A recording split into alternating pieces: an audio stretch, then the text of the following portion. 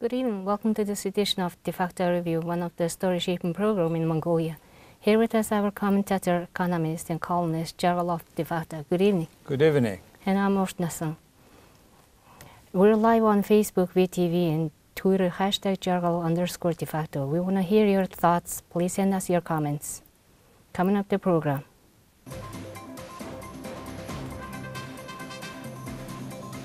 The prosecutor's office submitted a request to the parliament to deny the immunity for 4 members of parliament.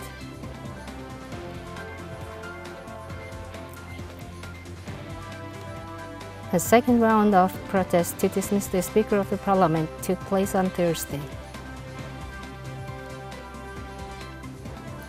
Ascot silver deposit license owned by the Mongol Sultanate will be transferred to Erdnus Mongol. And the prosecutor's office submitted a request to the parliament to deny the 4 members of parliament, the Underma, Sultan, Eggbolt, and Dambocher, due to the receipt of loan financing from Small and Medium-Sized Enterprise Development Fund. The Parliamentary Immunities Subcommittee, Standing Committee on State Structure, and the Standing Committee on Legal Affairs reported that there is no need to deny the immunity of the parliament as they have not intervened in the investigation process. The parliamentary session also voted against the denial of immunity for above-mentioned MPs. Is it because of the Mongolian People's Party caucus in parliament has decided not to deny the immunity of the MPs? Yes, certainly. Because out of 76 parliament members in Mongolia, today 64 belong to the People's Party. And accordingly, all the standing committees, including the 3 that you talked about, the state structure, immunity, parliamentary immunity, etc., all belong to the People's Party. And these last couple nights, day and night sessions of parliament and all whatever happened, reminded me or resembled for me kind of very, very well structured kind of show. And this show of mouse and cats show of the People's Party looks like, and we have seen many new plays, new roles. And in the process, we have learned more about other criminal activities, not only of these 4 members, but also, and I saw really a well organized, well made show. In this show, the prosecutor, the general prosecutor, and parliament members, the Speaker of the Parliament, all played their own role very successfully. As at the end, they tried to have the wolf is full, and sheep are also alive. The sheep are alive. So this was the result they tried to do. And in terms of the Prosecutor General, we have not heard from him what he had taken, what he have done with his deputy prosecutor, who is also involved in this small medium enterprise fund embezzlement. So that was funny to have him talking like this. And another very strange and the funny thing was why these 4 out of 30 parliament members involved in this wrongdoing. It turned out there is over 1,000 projects requests for fund, but out of them, only 400 of them are remaining on the second round. And these 4 turned out were kicked out from the process with another 600 who was abolished. I mean, they just cut the list. So because those 4 poor guys, because they were kind of financed those projects which was cut off from this list, these 4 are discussed first. It's very poor argument. Why? Because it doesn't matter whether the parliament members have stolen our money first day or second day. or first in this first round or second round. So it was a very funny argument to discuss only these 4 members, and very childish argument they had, because once they have stolen, there are over 30 of them, they should discuss all of this for 30 of them. So just from the beginning, it was because it was a show. So they find the maneuver to show that they are working, they are still functioning. The justice is being on the way, which is not true, because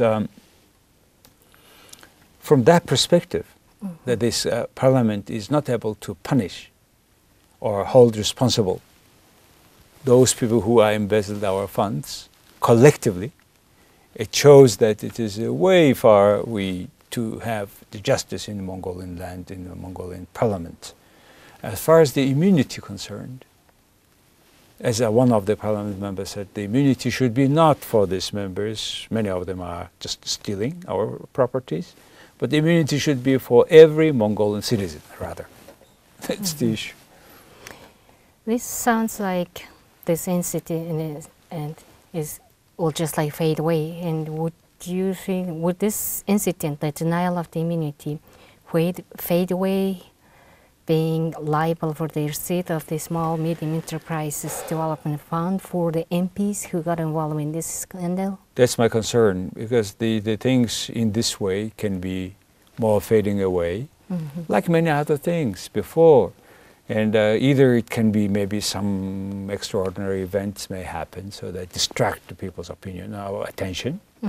Or people will naturally now, Chagansar, the Lunar New Year is coming, other things, plus spring is coming, which always makes us forgetting the smoke. All Mongolians forget smoke only spring, and they remember back only in the fall. So it can be a similar case.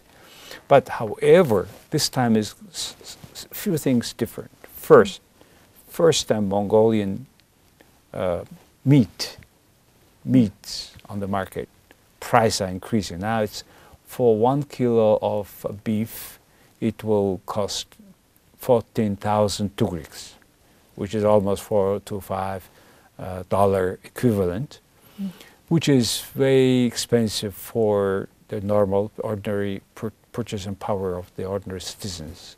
First. Second, the tugrik is devaluating very strongly. Now it's about 3,700 something, 40, 50.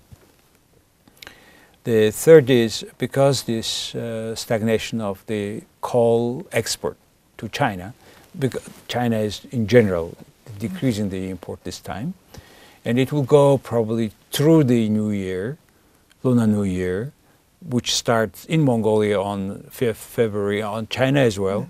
It turned in another 19 days. So to the end of February, this process will continue. We may have, in particular, when we have the government and parliament not in power or not in the normal process, we may have seen more devaluation of tugriks. The third, we have seen many criminal cases, corruption cases in Mongolia during all these years. But we have never seen collective embezzlement or fund by the lawmakers. 30 of them have been. It's kind of organized criminal case, as some of the parliament members themselves said last week at different sessions of the parliament.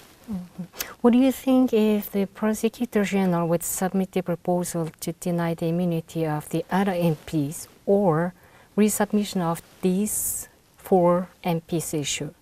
How possible if that the Prosecutor General resubmit the proposal that already voted in the parliament? Prosecutor General said that he will bring other cases because these 4 are denied, or the stripping of their immunity. The parliament members altogether voted against.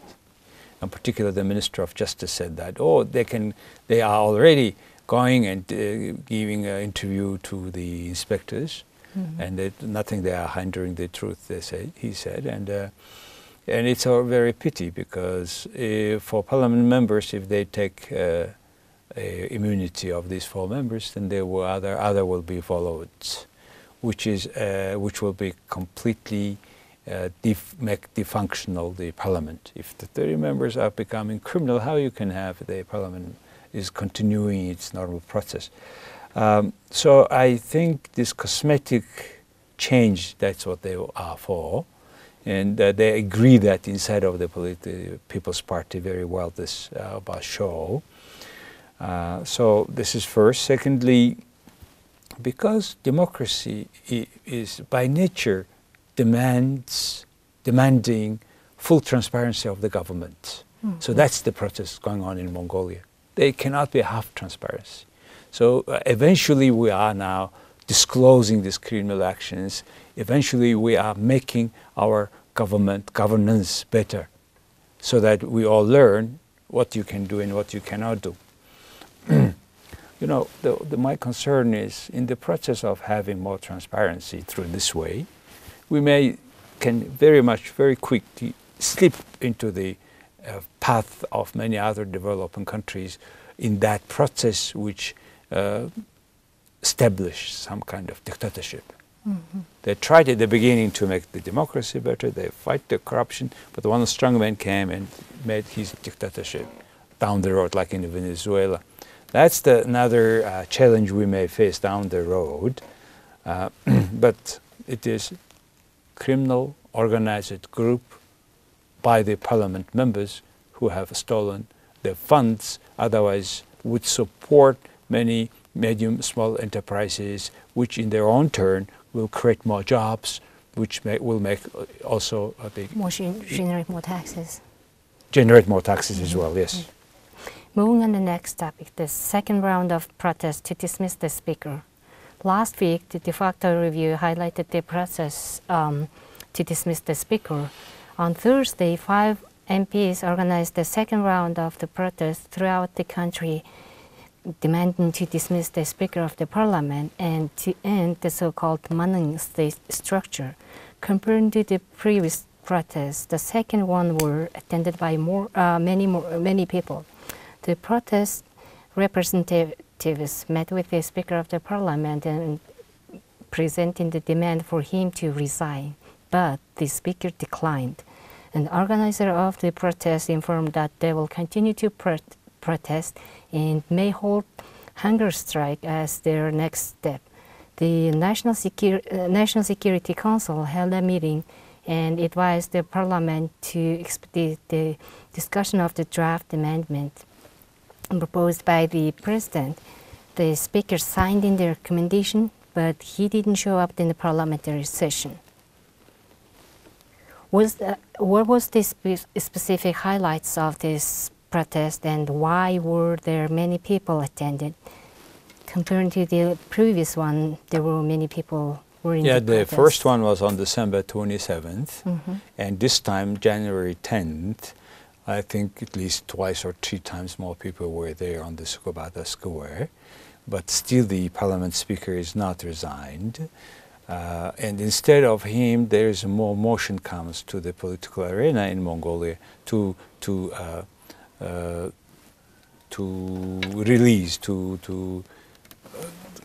resign whole parliament itself. Resolve the whole parliament.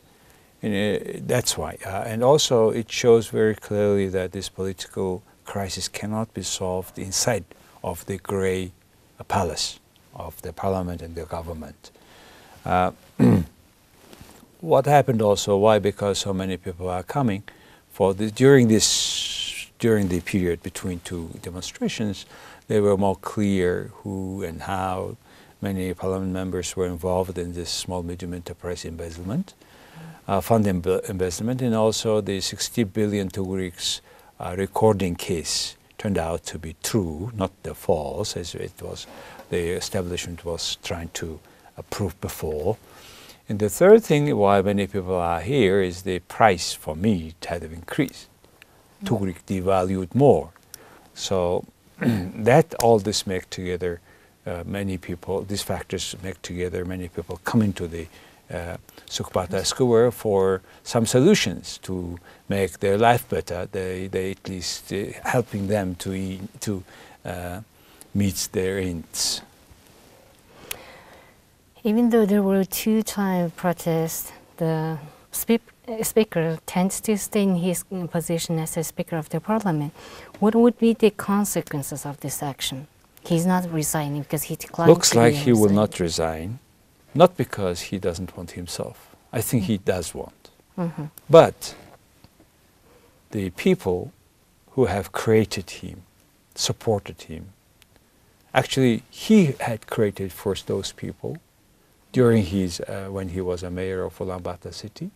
He had helped, he had given under or sold our public property, lands, parks, road side spaces to these people who became very rich now. They control banks, all the best properties probably in the town, parks, many things. And now they, not only they control these best properties, now they control himself. Because they are financing him, his party, and the Democratic Party as well. So if he will resign himself or voluntarily, it will be more disastrous for them, because the next, hopefully, the speaker will reopen many issues like Erdoğan 49%, many issues, and they will change probably other heads of the judiciary systems, anti-corruption agency, etc., etc. So many other crimes are expected to be disclosed, because at the end, once they have embezzled public fund, not only the small medium enterprise fund, there are 28 other funds, and plus big example will be very clear. First thing will be Erdoğan 49% taken, bought by Trade and Development Bank, who is financing both political parties during the last all elections. And I'm saying that because based on the conclusions made in the report of the parliament member Artnaset, who was a head of the Parliament Inquiry Group on the issue of Erdoğan 49% purchase by TDB, and this inquiry, there is a report which unfortunately had disappeared from online. At that time when they had published, I made a copy of that, and very surprisingly, since that, not only this report had disappeared from the online presence, but also many parliament members who were speaking about this process had silence now, one by one.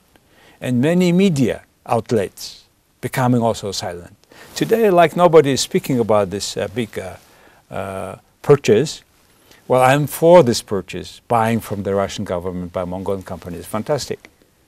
But this money was used, this money is the public money, and the bank deposit money, which is proved by this report, which says that this bank have been the bank and the related people to the bank leadership owners have been creating own company since 2011, and they have been buying concessions from the government, privatization of state-owned companies, and meanwhile by using bank-owned resources and illegal Mongol bank loan to the TDB, to the related companies, and other money from the budget, including the Genghis bond, etc.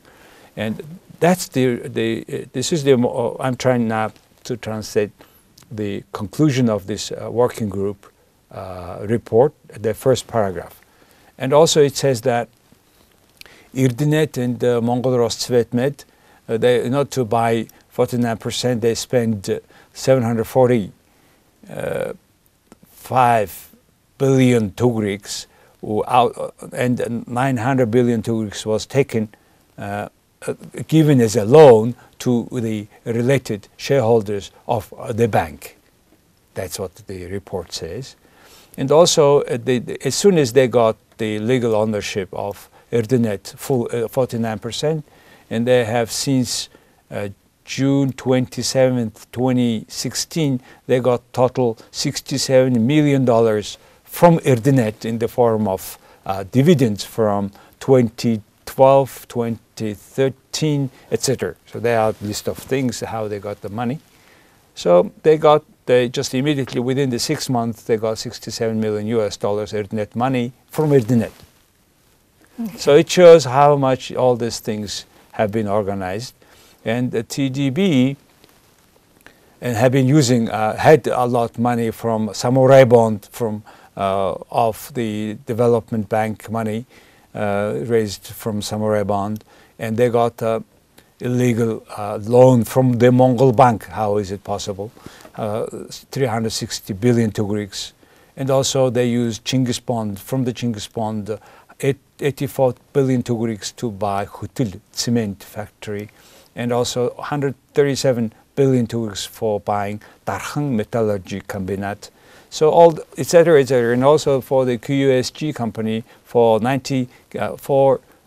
some railways construction, they paid $90 million US, which many people found way expensive. So total 700 billion Tugriks were used from the public money. That's what the conclusion of that working group said at that time, 3 years ago. Okay. Some members of the parliament are collecting the signature on the voluntarily dissolve the parliament. Can or would be the parliament dissolved voluntarily? Can you please share your opinion Probably on this? They will not, but they may be forced to do so, because either the 30 of them go to jail because they have misused. So the issue is now, anyway, they have to be dissolved. And most likely, in particular, when the speaker doesn't want to resign, in spite of all these legal attempts, including the new law, it looks like it really smells something very much more deeper crisis. And moving on to the next topic. The Asghat silver deposit license will be transferred to Ernest Mongol. Last week, the Zandanshatar, head of the Cabinet Secretariat, held a meeting with the officials from the Mineral Resources and Petroleum Authority, Ernest Mongol LLC, or Mongol Rostevmet LLC, regarding the transfer of ownership of 3 mine sites to Ernest Mongol. The licenses for Asghat silver deposit owned by the Mongol Rostevmet. Asghat silver deposit license will be transferred to the citizens of Mongolia, and the operational plan of these 3 deposits will be introduced within a month as media reports. But the reimbursement for the license have been reported differently. Lately, the cabinet tends to revoke or transfer the mine licenses. Is it related to the implementing the Mongolian People's Party action plan? well, probably, but however, this is the 3rd deposit mine that the government per se confiscating for last week. Asghat in Dondrovaimag from the Chinese company, and then this Salhit, Salhit from Dondrovaimag, there are the Tsagang Irik Hovdaimag, and now Asghat in Bayingulgiaimag. In particular, the one in Hovdaimag, this Tsagang Irik, turned out it's molybdenum, wolfram also called molybdenum, and they say they have redirected the flow of the river, destroyed the nature, which is the case, of course. Of course, they are ruining the country. But this confiscation must be done in democratic country based on the court decisions. Not by the feeling and the government goes, anybody goes and they're confiscating, use power. It doesn't make Mongolia a democratic country. It's vice versa. This is a distracting, attention, maybe intention of many foreign investors, domestic investors as well. That's what I'm worried about, why they would confiscate companies without court decisions. It will be very hard to refix it back. It will take a long time. That's the whole issue. Is Ernest Mongol capable to manage all these deposits in terms of financial capacity? Well, it is not a financial capacity issue. I'm concerned about this. They are confiscating, and this is scaring investors. People make now in very cautious mode. And not only for Mongolian companies who owns now mining companies. What may happen is they may stop all their operations. Even worse, they may take the cash, hard currency, supposed to go to the business they may take abroad, which is not good for the Mongolian Tugrik quality. As far as they are transferring everything to Irtnis Mongol, whether it can handle all this stuff or not, it's a big question. Why? Because Irtnis Mongol owns now, under Irtnis Mongol we have 15, almost 20 companies, many of them 15, the strategic, so-called strategic deposits, they are running mines. And each company originally supposed to be separately public company. But when you get all together under one roof, this is kind of supposed to be like sovereign wealth fund, kind of investment fund, kind of, or stability fund, kind of. In any case, Irtnis Mongol, in order to keep all these deposits successfully developing, they should have at least not like their board member, which is consisting almost now 80% of politicians. There should be 2/3 at least of consist of professionals, independent board members. First, second, the human resource policies to be changed. It should not be coming from the political parties, and it should have a very clear, concise, clear contract with the executive director for a long term, so that he is not changed like today every year. The third, it should be kind of behaving like, as I told, the sovereign wealth fund or kind of similar. In any case, Irtnis Town to be successful, they should have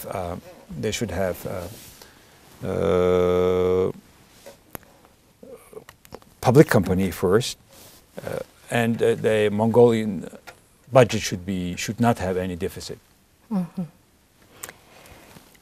What really happened at the Askat? So Yeah, well, why it needs to be transferred? Yeah. No, what happened was it is a Russian Mongolian government joint venture. They made exploration work. They found this silver deposit, which now belongs Mongol Rostsvetmet, which 49% also came together with Irtnet to Mongolian side. Now they are taking this Askat to again Irtnis Mongolia, but this Askat is being just at the border with Russia.